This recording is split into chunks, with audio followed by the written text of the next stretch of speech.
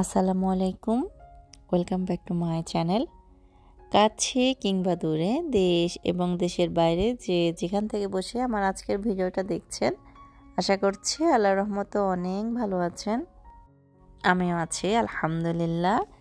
আল্লাহর অশেষ রহমতে অনেক বেশি ভালো আছি। আমি টুম্পা আছি আপনাদের সাথে। বেশ কিছুদিন ধরে আর কি একটু পায়েস খেতে ইচ্ছে করছিল, তো চিন্তা করলাম যে আজকে সন্ধ্যার নাস্তায় একটু পায়েস রান্না করি। তো যে ভাবা সেই কাজ। তো দুধ তো সবসময় দেখা যায় বাসায় থাকি, তো হচ্ছে একটু মার্কেটে গিয়েছিলাম, যে আপনার নারিকেল নিয়ে এসেছি। পায়েস হচ্ছে আমি নারিকেল দিয়েছি, তো নারিকেল দিয়ে দুধ দিয়ে এখানে হচ্ছে পায়েস রান্না করেছি। আর এই পায়েসটা হচ্ছে আপনার আমাদের এলাকায় বলে হচ্ছে আপনার কাউনের চালের পায়েস। একদম ছোট্ট ছোট্ট যে চালগুলো থাকে না, অনেকটা সরিষা দানার মতো, ওই টাইপের যে চাল থাকে। আমি যতটুকু জানি এটাকে কাউনের চালই বলে, হয়তো এক এক এলাকায় এক এক নাম বলে, আমার আসলে খেয়াল ছিল না। আমি রান্নার আগে যদি একটু আপনাদের জন্য ভিডিও করে রাখতাম তাহলে হয়তো আপনারা দেখে চিনতে পারতেন। এই চালটা হচ্ছে আমরা আর কি বাংলাদেশ থেকে এনেছি। আবারও যদি কখন আনি অবশ্যই আপনাদের সাথে শেয়ার করব। কাউনের চাল, আমাদের এলাকায় কাউনের চালই বলে, কাউনের চালের পায়েস বলে।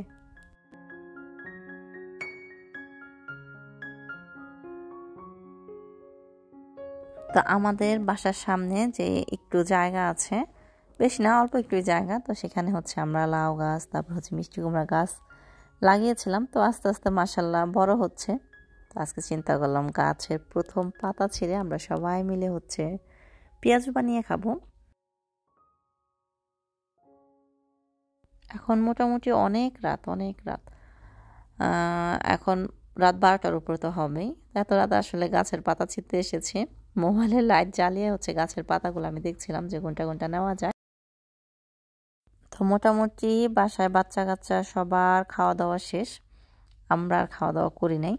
আমার যা আজকে হচ্ছে আমার মেজো যা আগে থেকে বলে রেখেছে যে আজকে রাত্রেবেলা তোরা বাসায় আর কি ডিনার করিস না, আমার বাসায় এসে করিস। আমরা 4 জন মিলে, আমরা 3 যা আর হচ্ছে আমাদের সাথে নতুন অ্যাড হয়েছে খালাম্মা, আমরা 4 জনে মিলে পেঁয়াজু বানিয়ে তারপর গরম ভাত রান্না করে খাবো।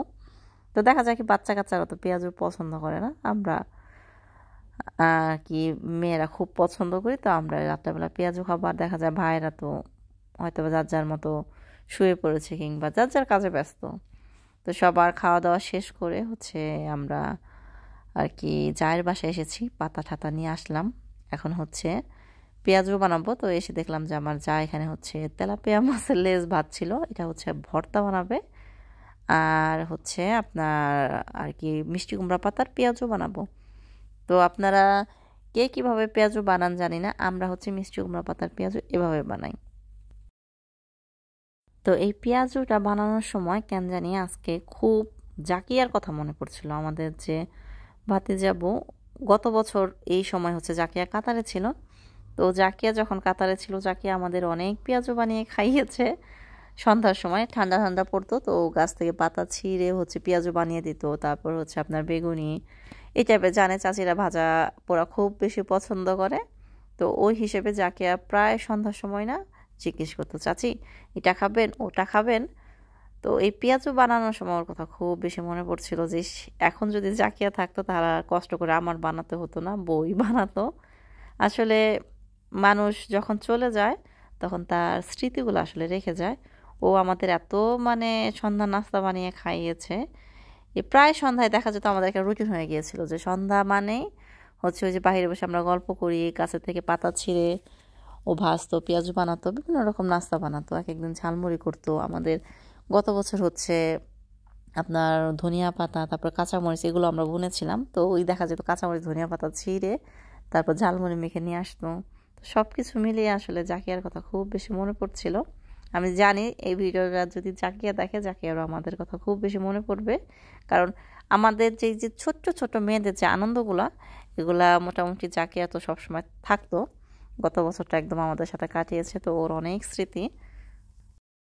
আর হচ্ছে মৌসুম আপুর কথাও খুব বেশি মনে পড়ছিল, কারণ হচ্ছে গত বছরটা তো মৌসুম আপু আমাদের সাথে ছিল মোটামুটি 9-10 মাসের মতো। মৌসুম আপু কাতারে ছিল, তো অনেকটা সময় আমাদের সাথে ছিল। আর পুরা শীতটা ছিল, শীতের মধ্যে ভাজা পোড়া বলেন, তারপর চা খাওয়া, ঘোরাঘুরি, আর কি টুকটাক একসাথে আমরা সবাই মিলে থাকতাম, জাকিয়া মৌসুমা আমরা 3 জন।